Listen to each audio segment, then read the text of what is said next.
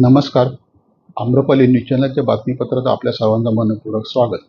चंदनसार नाक्यावर झाड मुळासकट कोसळले, वाहतुकीची कोंडी. चंदनसार नाक्यावर शुक्रवारी रात्री 11 वाजता एक झाड मुळासकट रस्त्याच्या मध्यभागी कोसळून पडले. त्यामुळे वाहतूक विस्कळीत झाली. वाहनांच्या रांगा लागल्या. झाड कोसळले त्यावेळेला वर्दळ कमी होती म्हणून दुर्घटना टळली.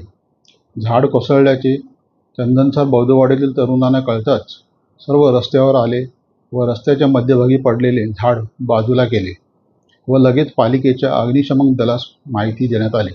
त्यानंतर पालिकेचे अग्निशमन दलाचे कर्मचारी घटनास्थळी दाखल झाले व झाड तोडण्याचे काम हाती घेण्यात आले. पालिकेने पाईपलाईनच्या कामासाठी रस्ते खोदल्यामुळे रस्त्यालगत असलेल्या झाडांची मुळे तुटली आहेत. झाडांना महत्त्वाचा आधार मुळांचा असतो. तीच कमजोर झाल्यामुळे झाडाला आधार राहिला नाही.